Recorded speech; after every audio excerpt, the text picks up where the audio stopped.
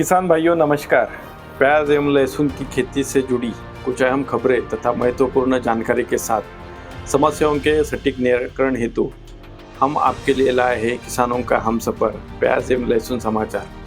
प्याज एवं लहसुन समाचार के इस 18वें अंक में मैं डॉक्टर राजीव बलिराम काले, वरिष्ठ वैज्ञानिक, प्याज एवं लहसुन अनुसंधान निदेशालय की ओर से आप सभी का स्वागत करता हूँ। चलिए इस अंक की शुरुआत करते हैं किसान सलाह से और जानेंगे खरीफ प्याज की खड़ी फसल के बारे में। किसान भाइयों, प्याज की खड़ी फसल में रोपाई के बाद शेष बची नाइट्रोजन की उर्वरक मात्रा 3 समान भागों में 15, 30 एवं 45 दिनों के बाद देनी है। भूरे और बैंगनी धब्बा के नियंत्रण के लिए मैंकोजेब 2.5 ग्राम प्रति लीटर या ट्राइसाइक्लोजॉल 1 ग्राम प्रति लीटर या प्रोपिकोनेजॉल 1 मिली प्रति लीटर के हिसाब से फफूंदनाशकों का छिड़काव सुबह या शाम को अदल बदल कर करें। साथ ही उसमें स्टिकर 0.5 मिली प्रति लीटर के हिसाब से डालना ना भूलें। थ्रिप्स का प्रकोप अगर बढ़ रहा है तो ऐसे में किसान भाइयों 15 दिन के अंतराल पर पिप्रोनिल 1 मिली प्रति लीटर या कार्बोसल्फान 2 मिली प्रति लीटर का छिड़काव करें। रोपण के 40 या 60 दिनों बाद निराई करें, जिससे खरपतवार भी निकल जाती है और मिट्टी भी हल्की हो जाती है। रोपण के 45, 60 एवं 75 दिनों के बाद पत्तों पर सूक्ष्म पोषक तत्वों का 5 मिली प्रति मात्रा के हिसाब से मिश्रण का छिड़काव करना चाहिए।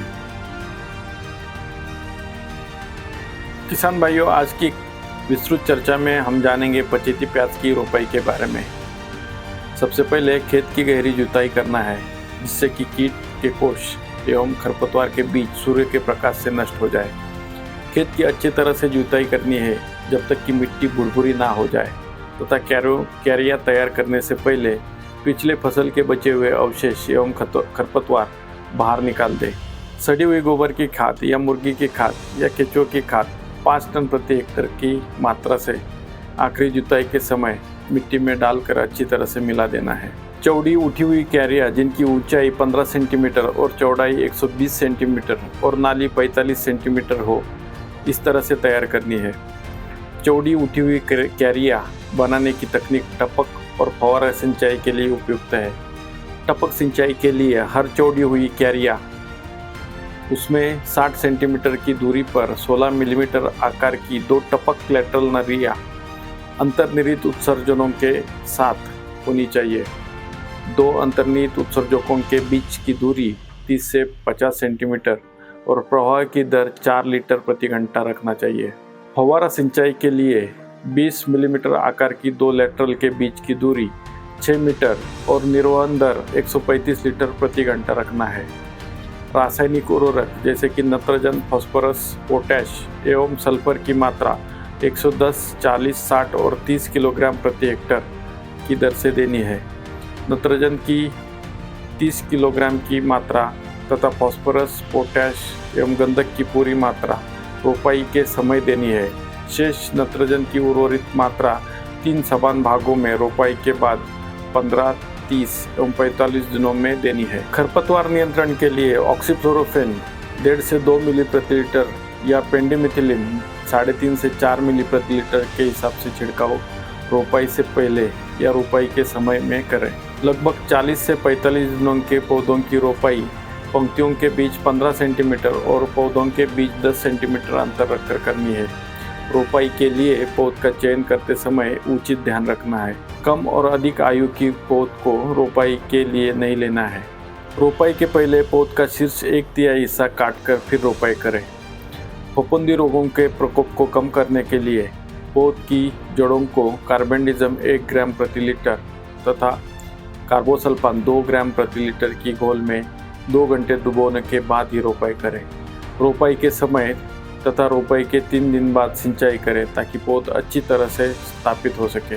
चलिए अब जानते हैं संस्थान की कुछ अहम खबरें। संस्थान ने प्याज की किस्म भीमा शक्ति के व्यवसायीकरण के लिए कृष्णगंगा एफपीसी लिमिटेड जालना के साथ लाइसेंसिंग समझौता ज्ञापन पर किए हस्ताक्षर। राजभाषा पखवाड़ा 14 से 30 सितंबर 2024 के अंतर्गत आयोजित हिंदी कार्यक्रम एवं प्रतियोगिताओं में संस्थान के सभी कर्मचारियों ने बड़ी संख्या में लिया सहभाग। संस्थान में स्वच्छ भारत अभियान 15 सितंबर से 2 अक्टूबर 2024 के दौरान स्वच्छता पखवाड़ा में संस्थान के सभी कर्मचारियों ने बड़ी संख्या में लिया सहभाग। संस्थान के 16 से 18 सितंबर को आत्मा योजना के तहत पूर्वी चंपारण बिहार के किसानों के लिए प्याज एवं लहसुन की खेती और मूल्यवर्धन पर 3 दिवसीय प्रशिक्षण कार्यक्रम का किया गया आयोजन। लवली प्रोफेशनल यूनिवर्सिटी से जालंधर में खाद्य एवं पोषण सुरक्षा के लिए स्मार्ट एवं सतत कृषि में हाल के रुझानों पर अंतर्राष्ट्रीय सम्मेलन में मुख्य वक्ता के रूप में संस्थान के निदेशक का सहभाग। किसान भाइयों, अभी समय है प्रश्न उत्तर का। महाराष्ट्र के संगमनेर तहसील से एक किसान श्री सिद्धेश खंडागले ने व्हाट्सएप पर पूछा कि खरीफ मौसम का प्याज निकालते समय क्या सावधानियां बरतनी चाहिए। प्याज की फसल 50% गर्दन गिरने के बाद ही निकालनी चाहिए, जो कि फसल परिपक्वता के संकेतक है।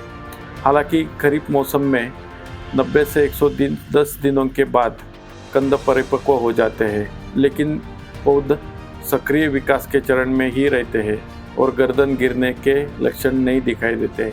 ऐसे में 90 से 110 दिनों के बाद कटाई से 2-3 दिन पहले गर्दन गिरावट को प्रेरित करने के लिए खाली ड्रम घुमाना चाहिए। प्याज को उखाड़ने के बाद उन्हें पत्तियों के समेत 3 से 4 दिन तक खेत में रखकर सुखाना है। प्रत्येक क्यारी में प्याज को इस प्रकार रखना है कि पहली पंक्ति में जो प्याज है उनके कंद दूसरी पंक्ति के प्याज की पत्तियों से ढक जाए। इससे प्याज पर सीधी धूप नहीं पड़ती और प्याज पर धूप के निशान नहीं बनते। इस दौरान पंक्तियां पूरी तरह से सूख जाती है और प्याज का ऊपरी आवरण सूखकर पतला हो जाता है तथा घाव भर जाते हैं। 3 से 4 दिन सूखने के बाद पत्तियों को 3 से 4 सेंटीमीटर लंबी गर्दन छोड़कर काटना है। कटे हुए कंद को 3 दिनों के लिए खेतों में सूखने के लिए छोड़ देना है, जिससे कंद शुष्क हो जाते हैं। इससे उनकी जीवनावधि बढ़ जाती है। फिर 10 से 15 दिन तक उनको छाया में सुखाना है और उसके बाद भंडारण या विपणन के लिए भेजना है। किसान भाइयों, याद रखें, आप व्हाट्सएप या फ़ोन पर भी प्याज एवं लहसुन की खेती की समस्याओं के समाधान के लिए संस्थान से संपर्क कर सकते हैं, जिसके लिए संस्थान का व्हाट्सएप नंबर है 8459715576। किसान भाई, इस अंक का समाचार यहीं पे समाप्त होता है। संस्थान के यूट्यूब चैनल को सब्सक्राइब और लाइक करना ना भूलें। फिर मिलते हैं अगले अंक में कुछ नई जानकारी, नई खबरों के साथ। तब तक के लिए नमस्कार। जय किसान, जय विज्ञान।